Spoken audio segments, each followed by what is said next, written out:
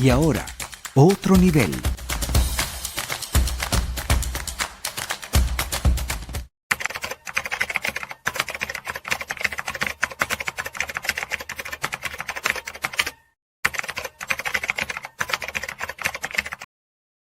Nuestro ilustre gran amigo de toda la vida hoy está con nosotros, el gran Juan Carlos Sosa Púrga.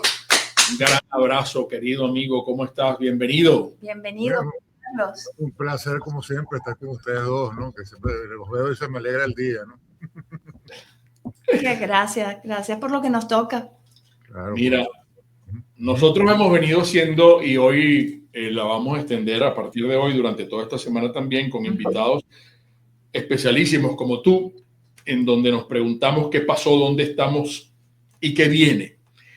Y hemos estado revisando recientemente y lo hemos discutido nosotros acá en el equipo del programa, que hay que ver que tú tienes tiempo que le has dedicado a todo esto y al mismo tiempo siéntete a gusto de ordenar tus ideas, pero quisiéramos caer y comprometerte un poco para que analicemos la parte de petróleo, porque tú hace muchos años decías recientemente en un post, redacté un proyecto de ley de hidrocarburos que hoy está más vigente que nunca. En su momento fue el único proyecto alternativo al presentado por el régimen. Implica una base legal diseñada para transformar a Venezuela en una potencia energética donde todos los agentes involucrados comparten una relación ganar-ganar. Y tú, bueno, yo recuerdo además, porque te he entrevistado en tantas oportunidades, cuando has hablado de la Venezuela del mañana y la apertura petrolera, tienes libros, has escrito sobre todo esto, y yo quisiera, caramba, que tú lo compartieras nuevamente con nuestro auditorio. Bueno, claro que sí, Mingo, Erika. Como les digo, me encanta estar en el programa de ustedes. Es una oportunidad muy buena para precisamente llegarle a muchísima gente y tratar de ejercer algún tipo de actividad didáctica, ¿no? Lo cual es fundamental en este momento y cultural. Bueno, efectivamente el tema petrolero siempre ha sido pues, un tema principal en mi vida, por la simple razón pues, que el petróleo es no solamente la savia de Venezuela, es la savia del mundo, ¿no? Es decir, es el combustible del mundo. Gracias al petróleo se mueve el planeta, ¿no?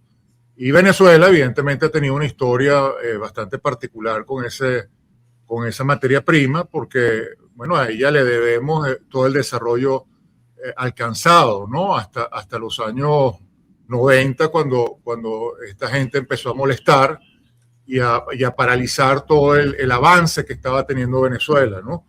Que hay que recordar que de un país prácticamente en cimientos, en escombros, que quedó totalmente destruido después del siglo XIX, debido a la guerra de independencia y después las guerras civiles.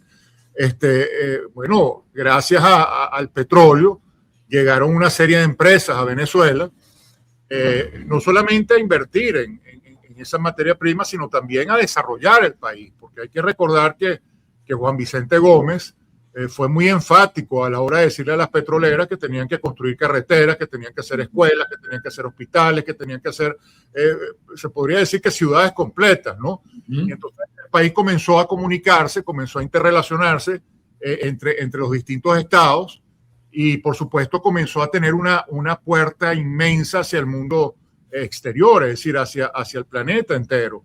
Venezuela comienza con esa explotación petrolera importante a partir de 1922, pero ya en la Segunda Guerra Mundial nos transformamos en un suplidor fundamental para el combustible sobre todo de los aviones de los ingleses, pero sin embargo, una posición estratégica absolutamente fundamental, claro, para los aliados, ¿no?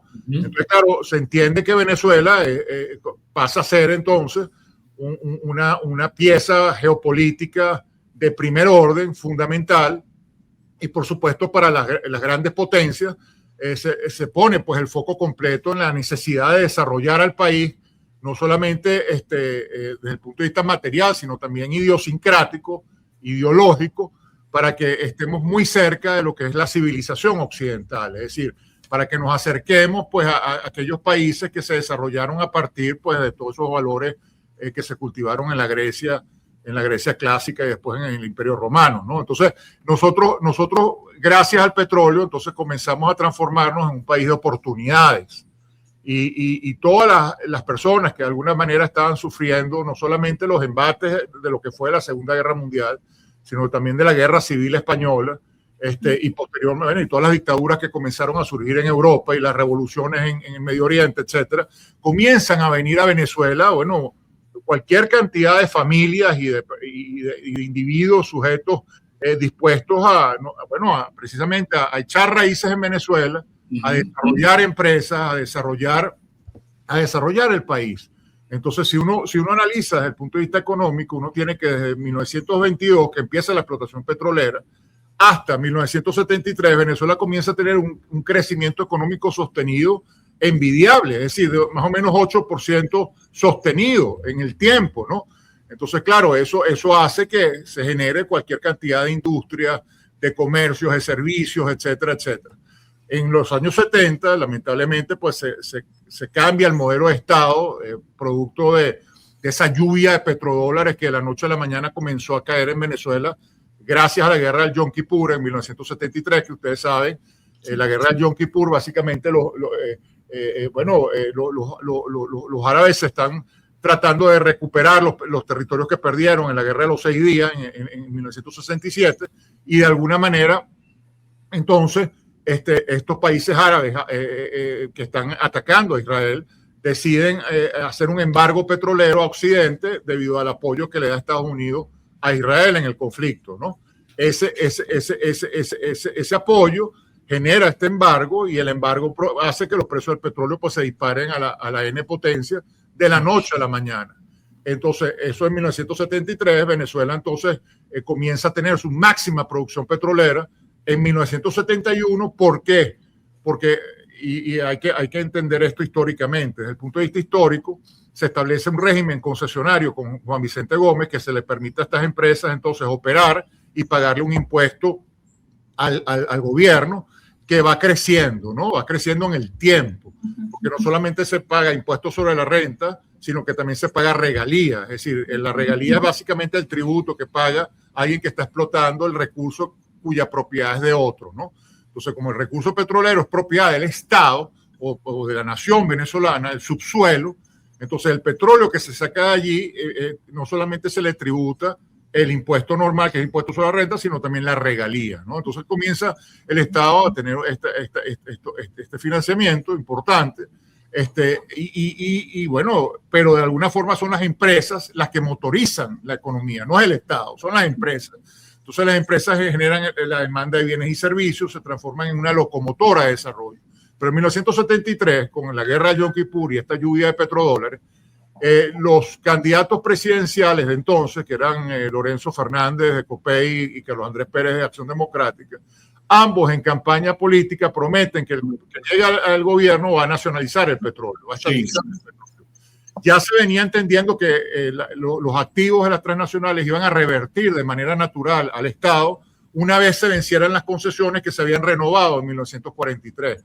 Es decir, las concesiones iban a durar, su ciclo natural acababa en 1983, y en ese momento todos los activos revertían sin pagar un solo centavo al Estado venezolano. Como en los años 60 comienza a discutirse con mayor fuerza todavía la necesidad de que estos activos reviertan al Estado, y se saca una ley de reversión en 1970, el 71, las empresas comienzan a explotar al máximo las reservas, y eso hace que en 1971 nosotros tengamos la mayor producción petrolera histórica, casi 4 millones de barriles diarios, 3.700.000.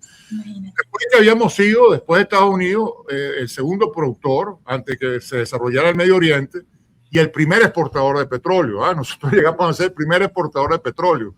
Lamentablemente, fuimos nosotros mismos los que estimulamos el desarrollo petrolero en el Medio Oriente, porque cuando empezamos con el tema de ese populista de el nacionalismo y la cosa, producto que en México se había dado una revolución y había estatizado el petróleo, y también entonces en el Medio Oriente, en Medio Oriente comenzaron ciertas revoluciones, la revolución iraní que también confiscó los activos petroleros.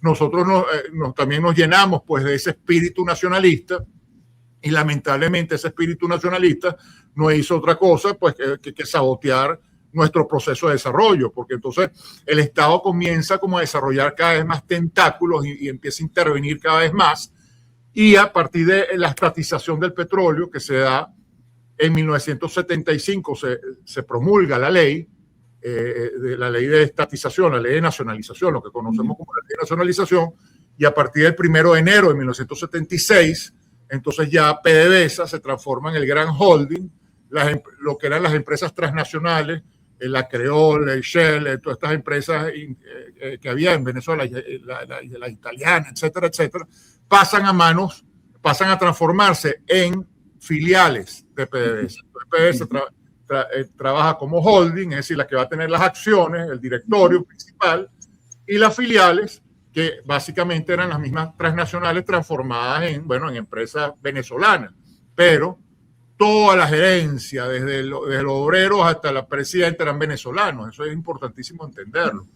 Todas las empresas filiales de Petróleos de Venezuela tenían personal venezolano, porque las transnacionales se preocuparon por eso.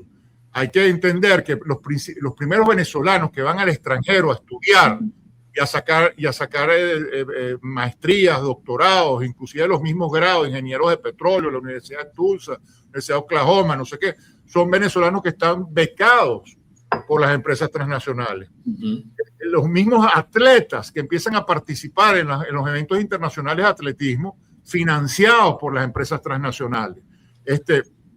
Todas las universidades comienzan a surgir y a agarrar su fuerza gracias al dinero que aportan las empresas transnacionales.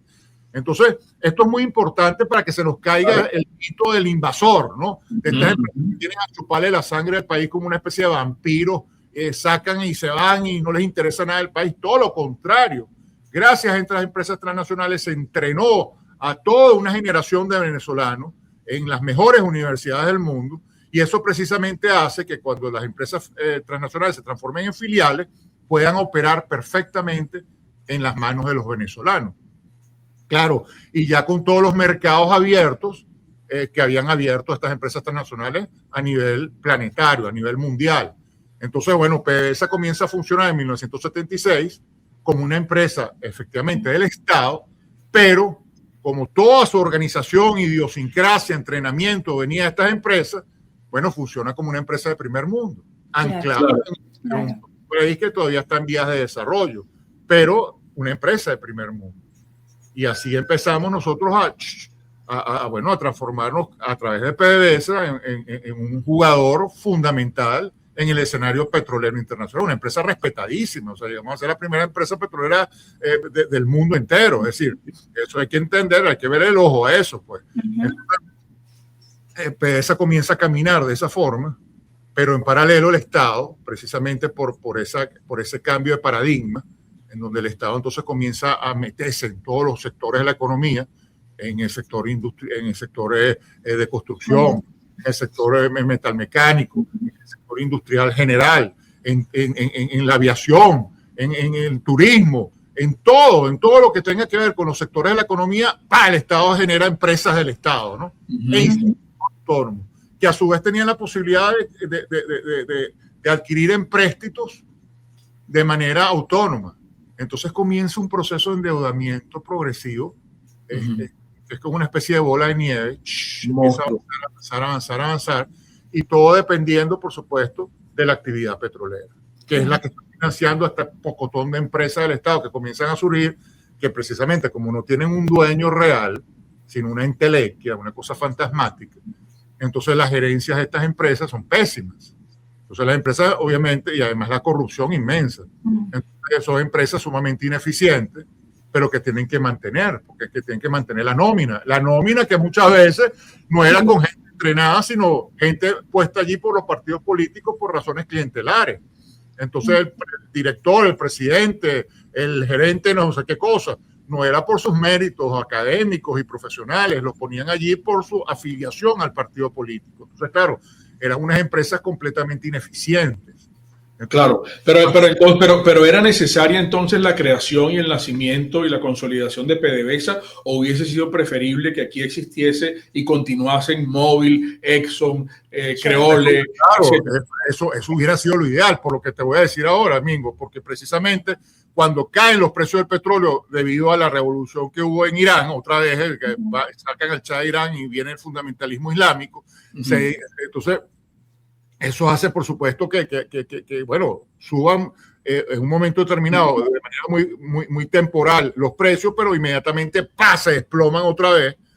Apenas acaba el miedo y el temor y la cosa, se desploma. Entonces, en 1983, Venezuela se da cuenta que no puede pagar la deuda.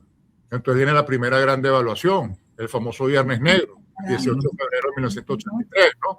Entonces, empieza a devaluarse y en la medida que, por supuesto, el Estado comienza a tener problemas financieros importantes, bueno, ¿a dónde acude?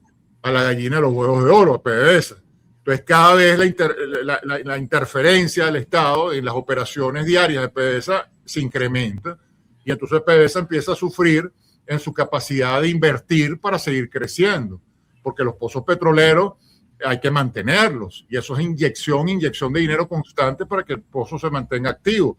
Aparte que hay que seguir descubriendo pozos, hay que seguir explorando, hay que seguir aumentando, pues por supuesto, las posibilidades de producir, porque los pozos también se empiezan a declinar y se pierden, entonces necesitan nuevos pozos, y todo eso implica una gran inversión. Entonces, si PDVSA no tiene inversión, empiezas a estrangularle, y ahí es donde en 1990, cuando llega mi padre a la presidencia de PDVSA, Andrés Sosa Pietri, él decide implementar una apertura petrolera. Una apertura petrolera, él diseña la apertura petrolera basándose además en una visión que él tuvo en 1970, cuando era senador de la República, tenía apenas 30 años, era senador en 1975 precisamente, cuando se estaba discutiendo el tema de la ley. Y él pidió y redactó él mismo de su puño y letra el artículo 5 de la ley que reserva al Estado la industria del comercio de los hidrocarburos, que permitía que en casos particulares de necesidad, etcétera, PDVSA pudiese contratar, pese a ser una empresa del Estado, pese a el petróleo está reservado al Estado, podía contratar con empresas privadas. Entonces, así es como comienza la apertura petrolera en 1990, de la mano de un gobierno de Carlos Andrés Pérez, que había entendido el desastre de los años 70 con la Venezuela Saudita y estaba dispuesto a llevar a Venezuela al primer mundo. Entonces se empieza a rodear de pura gente competente. Efectivamente, llama a mi padre del sector privado, era un gran empresario, lo pone con presente PDVSA, llama a Paliesa, busca a los profesores más brillantes, como por ejemplo Miguel Rodríguez, para que dirija Cordiplan.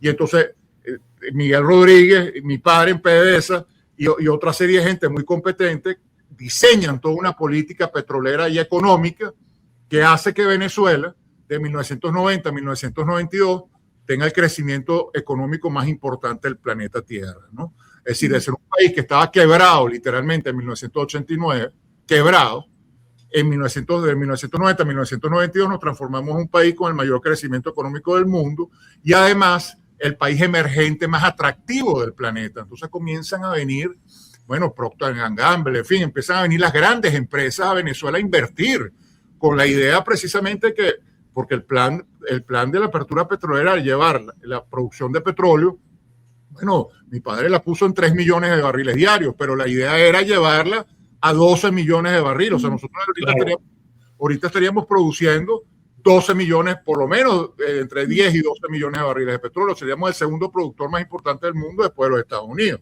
Entonces, cónchale, hay que verle el ojo a eso. Lamentablemente, como Carlos Andrés Pérez se rodeó de pura gente competente y no de los partidos políticos, bueno, le cortaron la cabeza. Le dieron un golpe de Estado, esa es la verdad. Le dieron un golpe de Estado, paralizaron todo el plan económico que llevaba a cabo. Bueno, trajeron a este señor, a este aventurero asesino de venezolano, que todos conocemos su nombre, le pusieron un flu, lo pusieron a recorrer el país y el mundo como un gran estadista, le perdonaron todos sus crímenes y efectivamente, bueno, lo pusieron en Miraflores en 1990, en 1998. En el 98.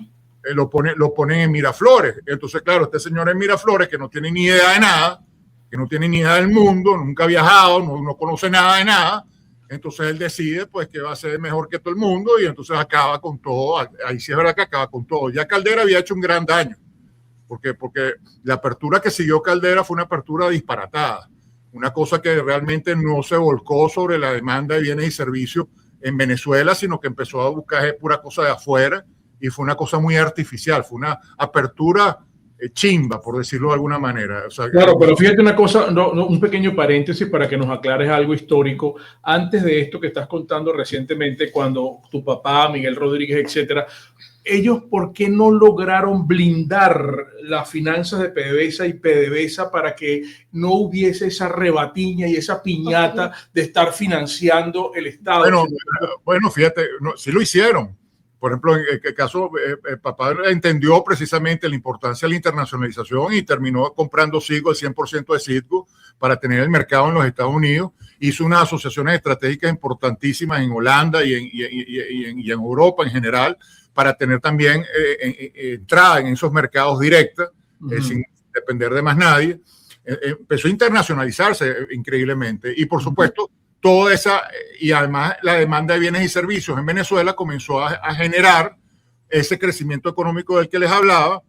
Y entonces, por la vía alternativa a PDVSA, a partir de los impuestos, porque también hubo una revolución en materia de impuestos sobre la renta, después llegó mi amigo Ronald Evans al CENIAT y no sé qué, y empezaron a reformar todo aquello para que efectivamente se pudiera captar más recursos adicionales al típico simplemente petrolero. Entonces empezó a quitarse un poco la carga de PDVSA, aparte que a partir de la producción, el aumento de producción que hubo, porque otra de las cosas importantes, mi padre comprendió perfectamente bien que lo de la OPEP era un desastre, porque la OPEP lo que hacía era ponernos una camisa de fuerza en nuestro crecimiento en la producción, mientras que los países árabes y todos ellos se tracaleaban y hacían lo que les da la gana, nosotros ahí cumpliendo unas cuotas ridículas y dejando las reservas enterradas. Entonces, y todo esto estaba inserto en una ley de hidrocarburos de ese entonces que funcionaba y que es la actual. Bueno, esa ley de hidrocarburos funcionaba, obviamente no era la mejor, pero claro, sí permitía un funcionamiento bastante bueno. Después viene Chávez en el año 2000 y decide reformar las leyes de hidrocarburos, deroga la ley que reserva el Estado de la industria del comercio de hidrocarburos, reforma la ley de hidrocarburos de 1943, la ley del 75 la deroga, y la de hidrocarburos entonces la reforma y constitucionaliza PDVSA, una cosa ridiculísima. O sea, en la Constitución Nacional que está plasmado el tema de PDVSA y una cosa que no tiene ni pies ni cabeza. Pues. Entonces, por supuesto, también empieza a presionar a las empresas petroleras que ya tenían sus contratos, que tenían sus asociaciones estratégicas, que habían invertido miles y miles de millones de dólares, a que, bueno, que cambiaran de la noche a la mañana toda su configuración contractual. Entonces, claro, eso generó muchísima molestia y casi, algunas empresas como Exxon decidieron irse y demandar a la República. Philips hizo lo mismo. Una serie de empresas que tuvieron a las cortes de arbitraje para que, bueno, les rescindieran, para que les compensaran por las arbitrariedades que está cometiendo el gobierno en Venezuela. Entonces, claro. Y de hecho, todos esos arbitrajes fueron a favor de las empresas. Lo que pasa es que no se les ha pagado. Pero esa ley de hidrocarburos nueva fue un desastre, porque precisamente llevó el tema de la estatización a la N potencia. Hay que decir rápidamente un precedente muy importante, porque esto no se puede olvidar. Cuando Justi era presidente de PDVSA, hizo un desastre, hizo lo siguiente. Él politizó a PDVSA, porque él acabó con las filiales que venían trabajando de manera autónoma, de manera independiente. PDVSA, de alguna manera, la política se quedaba, en todo caso, a nivel del directorio de PDVSA, pero no bajaba. O sea, el torrente sanguíneo no caía en las filiales. Entonces las filiales seguían operando de manera bastante profesional. Pero cuando Justi elimina las filiales y las transforma en unidades de negocio, cuyos cabezas iban a estar en PDVSA, ahí empieza un proceso de politización brutal del petróleo de Venezuela. Brutal. Y eso no se puede olvidar, porque ese fue el germen que conllevó al desastre que hizo Chávez, sí, con la toma de PDVSA, porque claro. PDVSA se politizó y están haciendo política. Entonces, Chávez, como era, bueno, decidió cortarle completamente la cabeza a la cosa y hizo que más de 20.000 empleados se fueran de PDVSA, lo cual es un disparate. Pero no es que tuviera razón, ni mucho menos, no estoy justificando lo que hizo Chávez, pero lo cierto es que PDVSA venía politizándose bastante desde la época de Just. Se había transformado prácticamente en un brazo político de los factores principales políticos del país. Entonces, eso le hizo muchísimo daño a PDVSA. Entonces, claro, mira, vamos a hacer un pequeño paréntesis para que hablemos también, pero qué maravilla esta conversación, esta historia que nos relata Juan Carlos Sosa. Hablemos en la próxima parte, porque tú estás insistiendo, hablas de la propuesta tuya de la ley de hidrocarburos, pero al mismo tiempo has hablado con una gran expectativa positiva hacia Venezuela, has hecho un símil con Japón, has comparado la situación de Japón. Yo quisiera que nos contaras eso y al mismo tiempo estás hablando de que nuevamente, gracias a la administración del presidente Trump, estamos en una oportunidad de lujo única para que Venezuela sea realmente lo que ha debido ser hace mucho tiempo, si no se hubiese distorsionado esto que tú has descrito en la historia de la política energética nacional. Juan Carlos Sosa nos acompaña hoy. Un breve paréntesis para hablarles de Distaci Motors, que es la onda de los palos grandes. Fíjense ustedes que un amigo nos dijo el viernes: oye chicos, yo hice el test drive de esa camioneta que ustedes están anunciando de Honda, que es la HR-V. Y bueno, es una maravilla de camioneta, la voy a comprar y la voy a comprar en Distaci Motors, que es la Honda de los palos grandes. Recuerden que los esperamos esta semana en nuestra sede de los palos grandes, pero también recuerden que la sede está la sede del concesionario y la sede de nuestro departamento de servicio, que es el taller. Y con esos modelos que acaba de mostrar Erika. Erika acaba de mostrar la HR-V y el Honda City. No lo mostré. ¿No lo mostraste? Bueno, pero también está el Honda City a su disposición en Distaci Motors. 2026, por supuesto.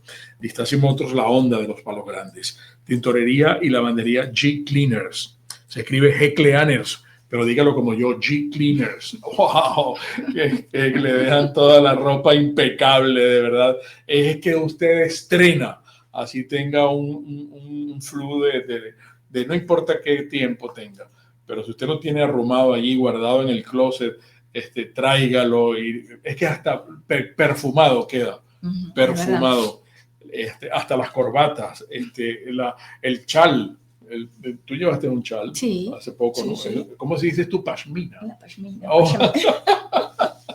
Qué elegante. Bueno, Tintorería y G Cleaner los está esperando en Galerías Prados del Este, en la mezanina, justo en la parte de arriba de nuestros amigos de Automercados Plazas. Tintorería y lavandería G Cleaners, toda tu ropa como nueva. Y Táfola Calda Ristorante. Uy, si hay algún motivo, no importa si usted lo puede inventar el motivo, pero si hay alguna razón familiar, corporativa, en donde ustedes esta semana recuerden que ellos no trabajan, bueno, sí trabajan, pero a puertas adentro, lunes y martes, pero a partir del miércoles abiertos de par en par para todos ustedes, miércoles, jueves, viernes, sábado y domingo, tan familiar el domingo. Távola Calda Ristorante con esa clásica cocina italiana. Está desde hace casi ya 20 años a un minuto de la redoma de La Lagunita, Centro Comercial Terrazas Lomas de La Lagunita. Távola Calda Ristorante, la cucina italiana sempre al di là del límite del mundo. Programa especial hoy con Juan Carlos Sosa Aspurua. Sí, y tenemos también algunas preguntas de nuestro auditorio. Mario Mustiola quiere saber si es posible una estabilidad económica sin cambio político tras el 3E o vamos a una crisis de flujo de caja que acelerará el colapso del modelo actual. ¿Qué recomendaría al empresario de hoy? Por acá también tenemos a Blanca Luchetti, que dice que es importante comentar el contenido de la hoja informativa Casablanca de enero de 2026 sobre proteger los ingresos del petróleo venezolano para el bien de los pueblos estadounidenses y venezolanos. Y también le preguntan al doctor Sosa sobre este proyecto de modificación a la Ley Orgánica de Hidrocarburos que presentó Delcy Rodríguez en su memoria y cuenta, y que la Asamblea va a discutir mañana para su aprobación. Se estima que es su aprobación. Sí, recuérdale a tu amigo Sosa Purba que mucha gente está pidiendo que él esté en la transición porque él es una persona importante que tiene que estar en la reconstrucción del país. Juan Carlos. Bueno, pues. Bueno, ¿por dónde empezamos? Dame una pregunta para arrancar. Bueno, si quieres arranca con la de Mario Mustiola. ¿Es posible una estabilidad económica sin cambio político tras el 3E o vamos a una crisis de flujo de caja que acelerará el colapso del modelo actual? ¿Qué recomendarías al empresario de hoy? ¿Cuánto tiempo tenemos, Mingo? Pues yo a veces me pongo a hablar y no veo. Oye, mira, yo creo nos quedarán como unos 20 minutos aproximadamente. 20 minutos. Vamos a tratar de maximizar el tiempo lo mejor posible, pero es que estos son temas apasionantes y bueno, tú me das mi cuerda y empiezo a hablar y se me olvida el tiempo. Pero entonces fíjate, el tema, tú me mencionaste lo que yo comenté de Japón, ¿no? Uh-huh. Sí. Efectivamente, y me voy a remontar para poder responder eso, hay que remontarse a estas cosas, ¿no? El tema es que efectivamente lo de Japón hay que tomarlo muy en cuenta. Claro, la gente dirá, bueno, Delcy Rodríguez no es Hirohito y no es estos personajes japoneses que venían de la cultura de los samuráis, ¿no? O sea, obviamente hay ciertos factores ahí diferenciadores, ¿no? Claro, chocan más bien. Haciendo esa aseveración, ¿no? Lo importante, hay que entender que Japón peleó en la Segunda Guerra Mundial con los nazis, ¿no? Y con los fascistas. Y quedó muy mal después de la Segunda Guerra Mundial, destruido, pues, y además desmoralizado, sobre todo desmoralizado. Japón, ustedes saben, obviamente un pueblo de honor, ¿no? Uh-huh. Y el haberse rendido como se rendieron para ellos fue sumamente catastrófico para su autoestima y para su sentido del honor, ¿no? Pero sí entendieron con su inteligencia japonesa, bueno, lo que hacen es comer pescado, entonces claro, tienen una inteligencia particularmente bien desarrollada y entendieron entonces que Douglas MacArthur, que era se podría decir era el virrey, o sea, nombrado por el gobierno de los Estados Unidos para que reconstruyera Japón. Uh-huh. Entonces MacArthur entendió que iba a conservar la figura del emperador, pero no un emperador con influencia política ejecutiva, sino que básicamente como un símbolo, pero como un símbolo de lo que era Japón, pero por supuesto con él mandando todo el tema del desarrollo económico. Entonces empieza por supuesto a occidentalizarse Japón y se transforma a la vuelta de la esquina Japón en una de las principales potencias económicas del mundo, ¿no? A partir de la intervención de los Estados Unidos. Hay otro factor que es importante, que yo también lo menciono en uno de los artículos que escribí hace unos días, que es el tema de Alemania. Cuando Alemania quedó también, por supuesto, después de la Segunda Guerra Mundial, ustedes saben, los aliados no tuvieron conmiseración con Alemania, destruyeron Alemania, acabaron con Alemania. Y sin embargo, para la reconstrucción de Alemania occidental, porque lamentablemente la otra parte quedó en manos de los comunistas, pero la que no quedó en manos de los comunistas, el proceso de reconstrucción tuvo que integrar a muchos nazis. Mm-hmm. Estados Unidos y fuera, vamos a traer pura gente nueva. No, ellos entendieron que para que pudiese darse el proceso, tenían que mantener a los nazis en puestos importantes en el aparato productivo y en el aparato gubernamental, burocrático. Y así se reconstruyó Alemania Occidental. Cuando cae el muro de Berlín, también en 1990, pasa lo mismo. Pasa exactamente lo mismo. En 1989 fue que cayó el muro de Berlín, el 9 de noviembre de 1989. Lo recuerdo porque es el cumpleaños de una tía, bueno, el día siguiente del cumpleaños de mi mamá y el cumpleaños de una de mis tías favoritas, que es mi tía Yolanda Sosa, que cumple ese día, 9 de noviembre de 1989, el muro de Berlín.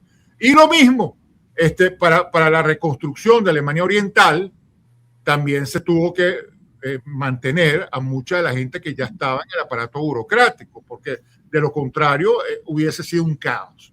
Entonces, esto es importante entenderlo para comprender cuál es la estrategia de los Estados Unidos en este caso. No, que nos mantenemos todavía con el mismo sistema, el régimen y la cosa. O sea, no, hay que usar la cabeza. En la vida es importante, se nos dio el cerebro para utilizarlo, no para tenerlo de adorno. Hay que entender que esta gente tiene 26 años en el poder. 26 años en el poder implica el dominio absoluto de todo el aparato estatal, burocrático, armado, social, todo. Todo. Tú no puedes hacer tabla rasa, tú no puedes decir, bueno, vamos a cortarle la cabeza a todo el mundo y vamos a traer esto. Además, a pura gente que está afuera, ¿no? Van a venir todos en un avión, se van a lanzar en paracaídas, van a caer en los puestos importantes del Estado y en 100 días van a transformar Venezuela en una potencia. Eso es, eso es más fantasía, no puede ser. O sea, Ray Bradbury, ¿no? Ni Julio Verne pues hubiera concebido eso en el siglo XIX. O sea, una cosa que no tiene ni pies ni cabeza, un disparate. Insólito. El insólito universo, o sea, ¿sabes? Van a venir en paracaídas, tú sabes, el tipo que está allá en Harvard, el tipo que está en no sé dónde, plan, van a caer aquí, después además puede haber tenido más de 20 años viviendo afuera, ¿no? Entonces van a llegar ellos y van a reconstruir Venezuela. Eso no funciona así, ¿vale? Eso no funciona así. Pero lo importante es que tenemos al gobierno de los Estados Unidos, y ya no son los rusos y no son los chinos, sino que el gobierno de los Estados Unidos, con toda la mentalidad económica, industrial, de lo que es el desarrollo, el individuo, el sujeto, el mérito, la competencia, etcétera, etcétera. Todo lo que hizo grande a los Estados Unidos, bueno, eso es lo que está detrás ahora. No es China y no es Rusia. Y no es Cuba, sobre todo no es Cuba, porque Cuba colonizó Venezuela con el traidor a la patria ese que llegó al poder en 1998. Colonizó Venezuela, Cuba. Semejante sistema ineficiente, asesino, no sé qué. Ahora no tenemos a los cubanos, no tenemos a Estados Unidos por detrás. Entonces no importa que sea Delcy Rodríguez, el que está detrás es el gobierno de los Estados Unidos, no es Cuba, porque antes tampoco era Maduro, era Cuba lo que estaba detrás. No era Chávez, era Cuba lo que estaba detrás. Ahora lo que está detrás es los Estados Unidos de Norteamérica, eso hay que entenderlo. Entonces eso va a ser un proceso en donde los que están ahorita, los chavistas que están ahorita en el Estado, en el gobierno, van a tener que cumplir las pautas de los Estados Unidos, porque si no les van a cortar la cabeza, es tan simple como eso. Entonces, bueno, el gobierno de Estados Unidos ya diseñó una estrategia a corto, mediano y largo plazo, en donde el presidente de los Estados Unidos, que guste o no guste, sea simpático o antipático, sea bonito o sea feo, eso no importa, ese señor dijo que quería hacer Venezuela great again.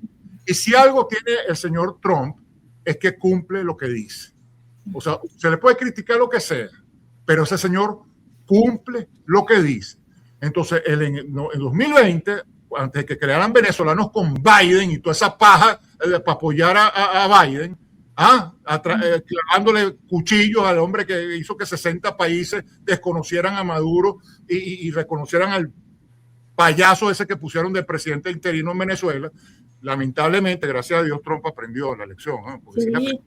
Sí. Pero él en ese entonces dijo iba a liberar a Venezuela, iba a liberar a Cuba, iba a liberar a Nicaragua. Llega a la presidencia, en su segundo mandato, lo primero que hace entonces es empezar a mover todo lo necesario para cambiar el sistema en Venezuela y efectivamente comenzar su proceso de liberación. Y lo está haciendo, claro, con una gran inteligencia, porque se dio cuenta que el sector venezolano está lleno de sinvergüenzas, competentes sinvergüenzas, porque Trump en el 2020 trató a este Putin Ball, lo trató como un dignatario, lo recibió con todos los honores en el Salón Oval, recibió a su esposa, lo recibió a él, después lo llevó al Congreso, a la sesión conjunta de Cámara de Representantes y Senado, y pidió que le hicieran una ovación en pie a este señor, para que después viniera aquella estafa. No solamente estafa con la ayuda humanitaria, con todos los activos de Venezuela en el exterior, que se los espaldillaron, sino que además de eso, crearon Venezuela con Biden. Y no solamente crean venezolanos con Biden, sino que empiezan a sacar puros tweets y no sé qué.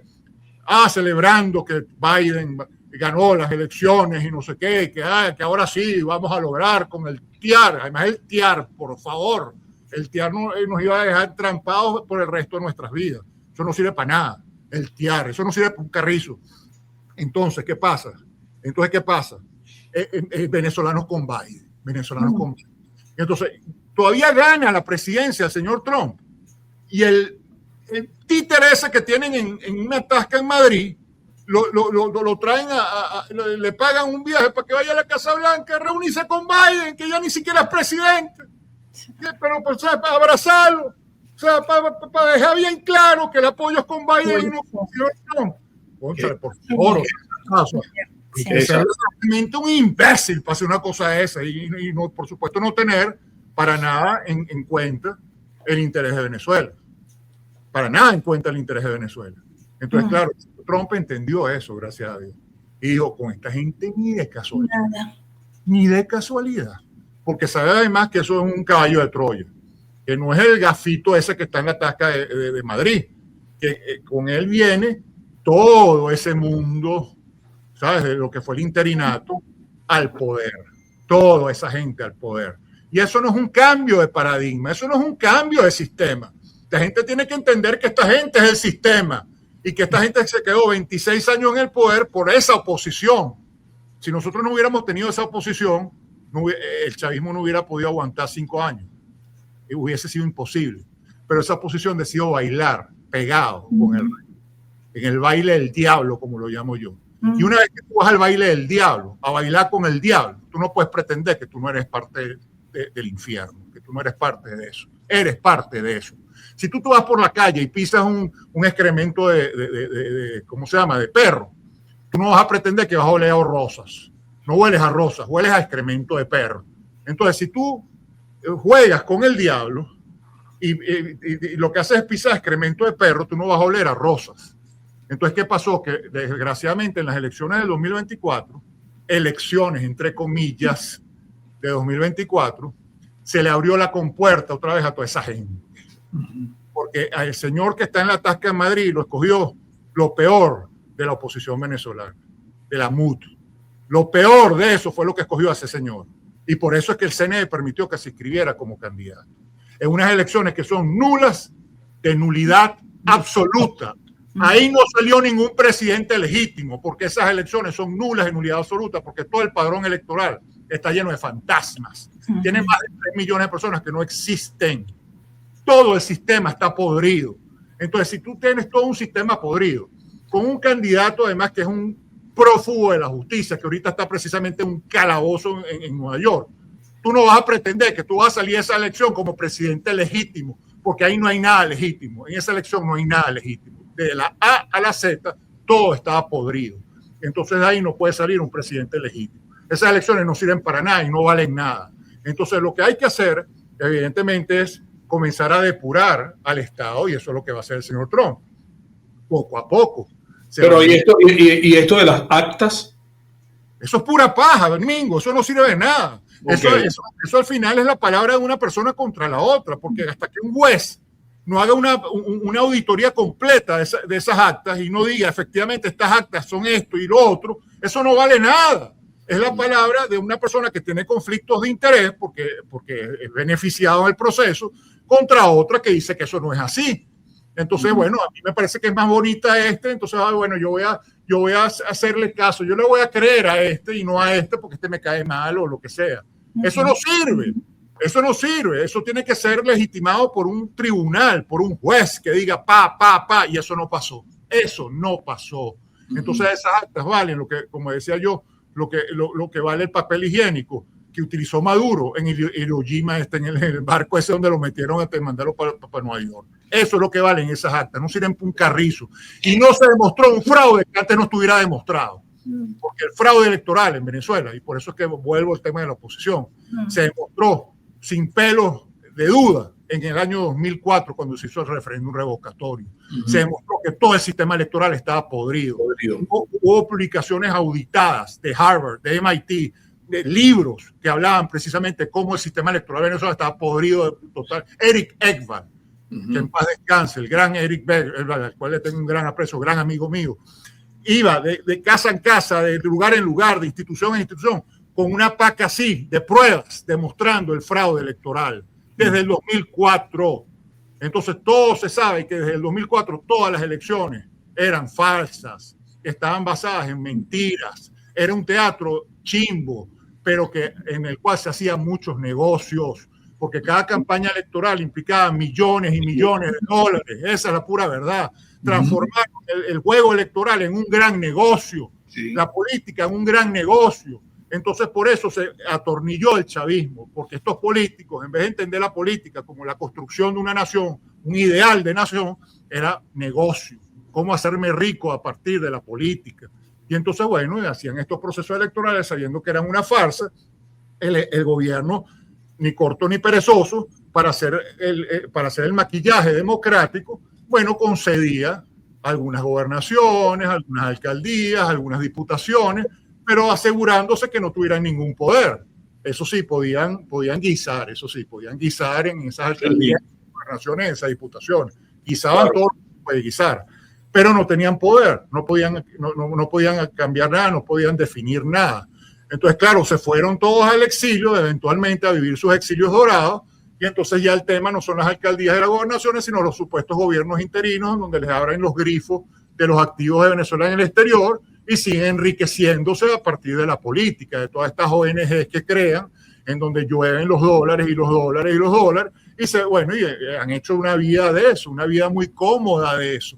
Porque no viven, como tú sabes, como Rómulo a República Dominicana, vivía en casa un vecino, Jovito Villalba, que se metía también en casa del vecino para que lo ayudara y no sé qué y tal. No, nada de eso. Estos viven como los rich and famous que nosotros vemos en Mónaco, ¿no? Que paran sus Ferraris enfrente del casino de Mónaco y se van a una catirota. Bueno, es así en estos políticos del Carrizo, ¿no? Lo que quieren reconstruir a Venezuela ahora, ¿no? Ahora que ya no está el chavismo, van a venir ellos a reconstruir a Venezuela.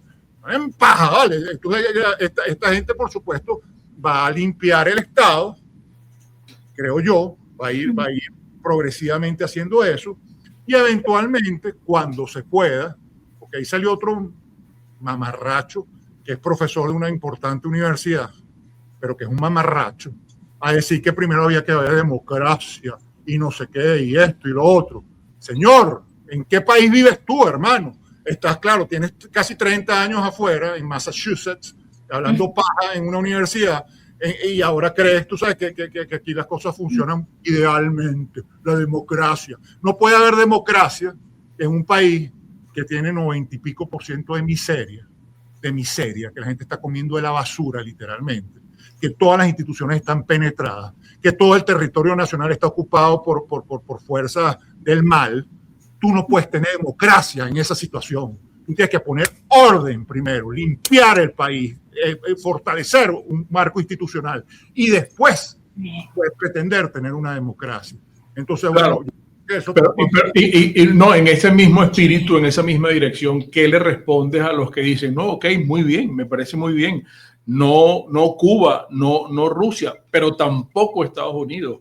¿O es que nosotros los venezolanos somos tan incapaces que motus propio no podemos nosotros ordenar el país y tenemos que depender de... Si se le hubiera dado el poder a estos payasos, ¿qué hubiese pasado ahorita? Venezuela estaría en guerra. En guerra. Lanzan esas bombas, ponen a este payaso en la presidencia, porque supuestamente el presidente es legítimo, y al día siguiente tenemos Irak en esteroides en Venezuela.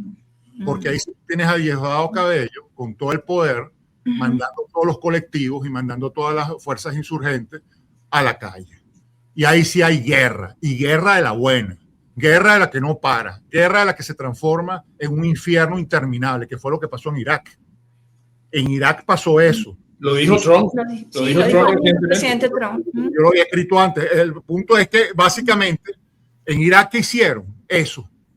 Llegaron a Irak y pusieron al supuesto gobierno legítimo iraquí. ¿Y qué sucedió en Irak? Todos los demonios salieron como nunca. Nunca. todos los terroristas, todo Irak, después de 20 años de la acción de los Estados Unidos, está peor que nunca. Lo mismo pasó en Siria, lo mismo pasó en Libia. Señores, no aprenden de la historia. Ustedes no ven lo que pasa en el mundo, no leen noticias. No leen noticias, Carrizo. Uno se pregunta eso.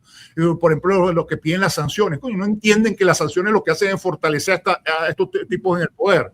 Entonces, la realidad de toda realidad es que si hubiesen puesto a estos personajes venezolanos, a los venezolanos competentes, tendríamos una guerra ahorita. Tendríamos una guerra ahorita. La única razón por la que no tenemos una guerra es porque este señor demostró que al que no le hiciera caso le cortaba la cabeza con una bomba y lo metía... le lanzaba una bomba y lo agarraba y lo metía a un calabozo en Nueva York, en Guantánamo, en donde sea. Entonces, como estos ya recibieron el mensaje, están todos como unos soldaditos obedeciendo. Pero si estuviera y perdonen nuevamente, pero tengo que decirlo, este mamarracho estuviera en el poder, el que está en la tasca en Madrid, estuviera en el poder, mamarracho que tú sabes que tiene el tipo metido, su familia metida en la cárcel aquí, pero él está en una tasca en Madrid, ¿no? Entonces, por él. Entonces, el tema está en que este señor de la tasca de Madrid, presidente, que no saben, yo creo que no se recuerda ni cuál es su nombre, no sabe ni caminar, no puede ni caminar, y una serie de personajes samuros, porque son samuros, buscando, cuidando, pues samuros, lo que vimos en Oslo, son puros samuros. Exacto. Samuros gravitando, viendo ahí la carne, ¿no? Así con esos colmillos bien afiladitos, ¿no? Estamos viendo ahí el botín. Y por eso es que están saliendo ahorita todos. Salió el profesor, el mamarracho en Boston, a decir eso, ¿no? Que la democracia y la cosa. Claro, porque él ya tenía su cuestión armada, pues, con el tipo de la tasca de Madrid. Él ya sabía que iba a estar, tú sabes, en la cúspide. Y ahora no, pero eso, entonces el poco de samuros, eso, están ahorita molestos y hablando de que si el talento venezolano y toda esa paja, porque efectivamente talento venezolano hay, pero tú primero tienes que tener orden. Sin orden no hay talento que te sirva. El talento se va para afuera, por eso el talento venezolano en su gran mayoría se fue al exterior, porque en Venezuela no había posibilidad, no había orden. El talento estaba y porque el talento entonces no ocupó el poder y gobernó. Porque no se necesita solamente talento, ¿verdad? Necesitas la fuerza. Y en este caso la fuerza la tiene, no el que está en la tasca en Madrid, la tiene el señor que está en la Casa Blanca. Y el señor que está en la Casa Blanca sabe que si hace lo que pasó en Irak, va a suceder en Venezuela lo que sucedió en Irak. Y él no quiere que suceda eso, porque si algo tiene Trump es que es un tipo inteligente.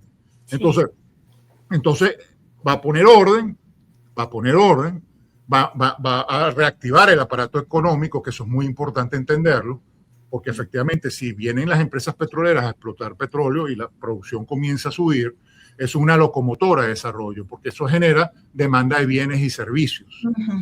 Esa demanda de bienes y servicios impacta favorablemente el Producto Interno Bruto. Entonces la economía comienza un proceso sistemático de crecimiento. Entonces, en la medida, y no importa efectivamente que en un primer momento sea una cosa a la fuerza, o sea, vengan en la... Y Trump es el que garantiza el orden, el que garantiza la justicia. Al principio tiene que ser así, tiene que ser a la fuerza, porque si no estas empresas no van a venir, porque en Venezuela no hay seguridad jurídica de ningún tipo ni hay institucionalidad. Entonces necesitan a alguien que garantice que esas inversiones se van a preservar y se van a cuidar. Y para eso se necesita la fuerza. Y eso es lo que el señor Trump está tratando de que los petroleros entiendan. Sí. Que esa garantía va a estar allí, que ellos van a poder venir a Venezuela a explotar el sector petrolero, pero de manera además virtuosa, porque el mismo Trump lo dice, la idea también es beneficiar en primer orden a la sociedad venezolana. Entonces esas inversiones, ellos no se van a traer a todos los empleados del mundo de afuera, ellos van en esa demanda de bienes y servicios, son bienes y servicios en Venezuela. Entonces, una cantidad de gente venezolana que ahorita no tiene empleo va a poder emplearse y va a poder además ganar salarios dignos, porque son empresas que van a tener la capacidad de pagar buenos salarios y seguros de salud, etcétera. Entonces, eso es una gran noticia, que vengan estas empresas en un primer orden a invertir en el sector petrolero. Se están hablando de un primer momento de $100,000 millones. inyectarle 100.000 millones de dólares a una economía que está totalmente en cimiento, que está enterrada, es una gran cosa, es una gran noticia. Ahora, la gente no puede pretender tampoco que de la noche a la mañana vamos a pasar del infierno al paraíso. Eso tiene un proceso. Bueno, la misma mitología te lo dice, pero o sea, tú primero pasas por el infierno, después pasas por el purgatorio, no sé qué, y llega al final al cielo. Sí. Bueno, nosotros tenemos que pasar un proceso que va del infierno al purgatorio y del purgatorio al cielo, pero eso es un proceso escalonado. Progresivo. Eso no sucede de la noche a la mañana. Juan, se nos agotó el tiempo, pero necesitamos comprometerte para que pronto de nuevo estés con nosotros otras 2 entregas más de este tipo de conversaciones. Mínimo. ¿Vale? Claro, nos hace falta. Un placer, cuando ustedes deseen. Ustedes saben que ustedes son los únicos de los que yo le doy entrevistas y por las razones que tú bien conoces. Entonces, para adelante. Qué honor. Gracias. Siempre que quieran, Erika y Mingo. Y por cierto, el miércoles voy a la segunda de Fellini. Espero verlos allá. Casanova. Allá nos vemos. Allá nos vemos seguro entonces. Maravilloso. Un abrazo, Juan Carlos. Tomando un café, ¿ok? Un abrazo. Claro que sí. Comprometido. Bueno, ahí tienes.